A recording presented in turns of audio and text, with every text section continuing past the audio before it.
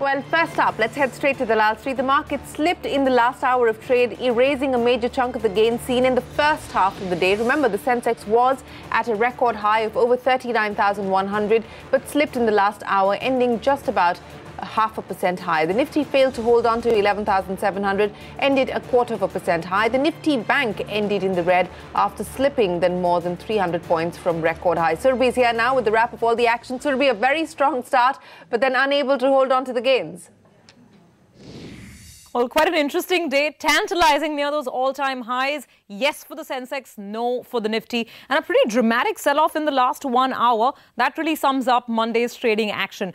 So we did see the Sensex hit that level of 39,115, record levels for that particular index. The Nifty was just 23 points away from its all-time highs, but then the selling really came in. Now, call it profit-taking, call it nerves, call it just a little bit of caution perhaps, but the fact is that the sell down came in, and the sell down came in the Bank Nifty. That index, after hitting a fresh high, was off 400 points from the peak. The good thing for the bulls is that the global party seems to be intact.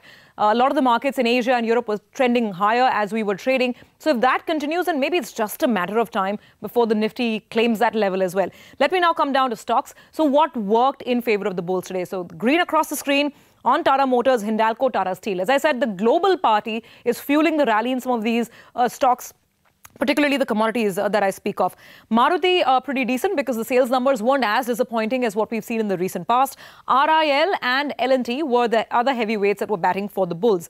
IT was a strong pillar for the market as well. TCS, Infosys, Wipro, HCL Tech, almost all the biggies were firing up on the front foot. So what was the problem? Again, I come back to the banks and the sell down that we had in the last 1 hour. IndusInd Bank, Kotak Mahindra Bank, HDFC Bank, ICICI, SBI, you name it. Most of these stocks were on the way down. Other laggards included the likes of UPL, Z Entertainment, Eicher Motors and Mahindra. While Maruti bucked the trend, the two-wheeler guys are still having a rough ride. Let's come down to the mid-cap screen. Even here, there was a lot of profit-taking from the highs of the day. Though we did have some gainers, the Tata Motors DVR was very smart along with the main shares. IRB, Minda Industries, these were some of the other names that were looking good today. Intellect Design Arena, where there's a deal that they announced. And Andhra Bank was quite sizzling, actually, with a near 15% up move. Speaking of Andhra Bank, let me come to India's second largest PSU bank. Bank of Baroda, in its new avatar, was trading on the street, and a positive start, 2.5% up, as it played out.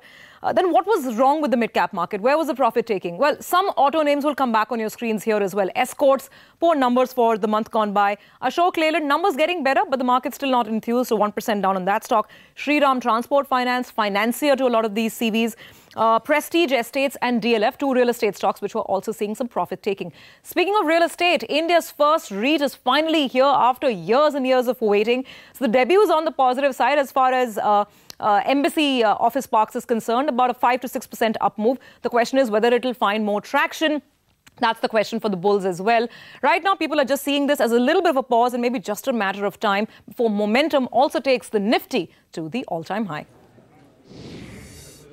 All right, Surabhi, thanks very much for that. From the Lal Street now to North Block, with the financial year ending, the final picture on the macros is mixed. Let's start with the fiscal deficit. Sources say the government has managed to meet the revised fiscal deficit target of 3.4% in FY19. How?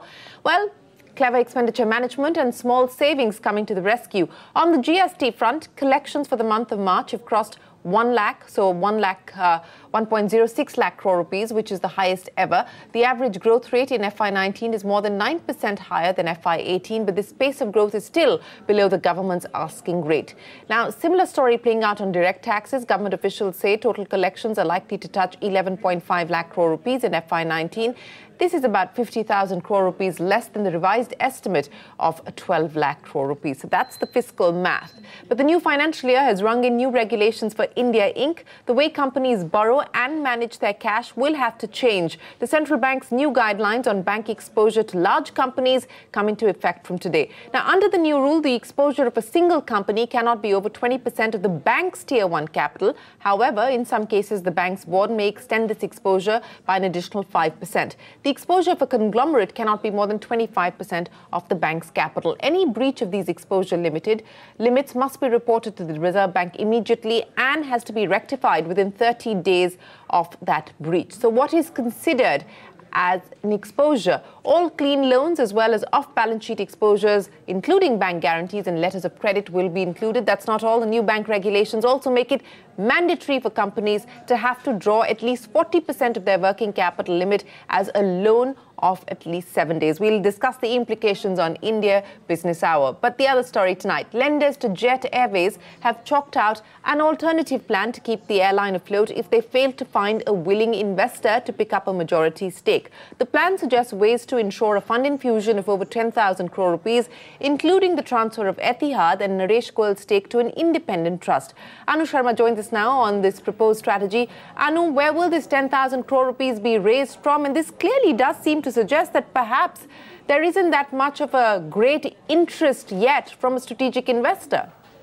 Well, clearly that looks like the picture coming from the lenders. As per the latest development that we have received, that we have seen over the last few days, the lenders are now looking at an alternative plan to rescue the airline in case they are unable to find a single investor to buy a majority stake. For a full resolution of Jet Airways' financial crisis, the airline would need a total of 10,645 crore rupees. Now, the plan B lists out three major sources to raise this sum.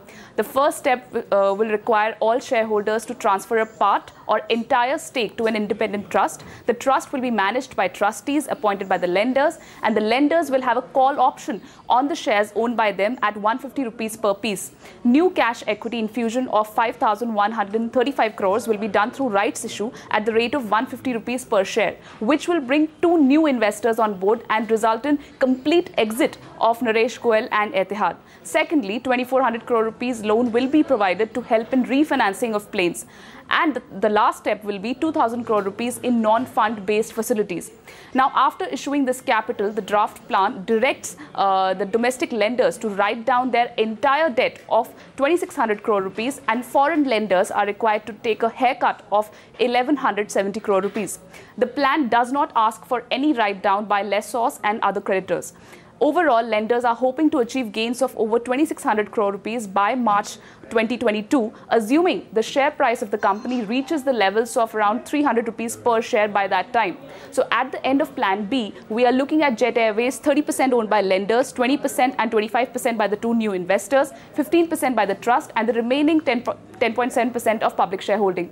Now that a backup plan is in place, it remains to be seen whether the first plan takes off. Consortium of lenders, as we know, is expected to invite expressions of interest for stake sale in Jet Airways on April 9th. But one key point for the airline, whether it goes ahead with Plan A or B, will be its ability to retain key landing and takeoff slots at the major airports. Back to you. All right. Which will it be, Plan A or Plan B? Both options on the table. Thanks very much, Anu, for detailing.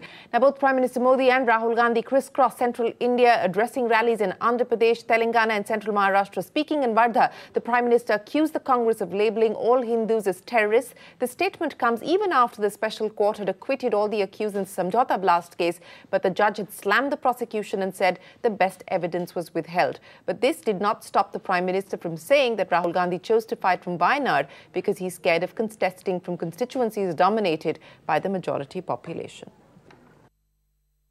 NCP हो या कांग्रेस, किसी भी हद तक जा सकती है। इस देश के करोड़ों लोगों पर हिंदू आतंकवाद का दाग लगाने का प्रयास कांग्रेस ने ही किया है। हजारों साल का इतिहास, हिंदू कभी आतंकवाद करे ऐसी एक भी घटना है क्या? एक भी घटना है क्या? हिंदुओं को आतंकवादी कहने का पाप किसने किया?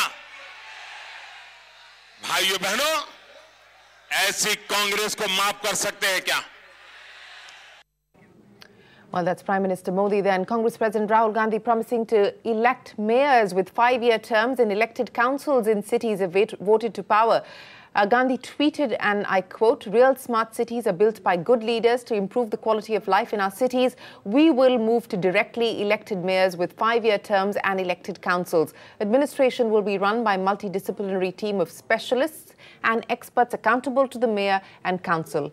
Earlier in the day, the Congress president attacked the BJP on job creation. He also promised to fill the 22 lakh central government jobs which are currently vacant if the Congress is voted to power.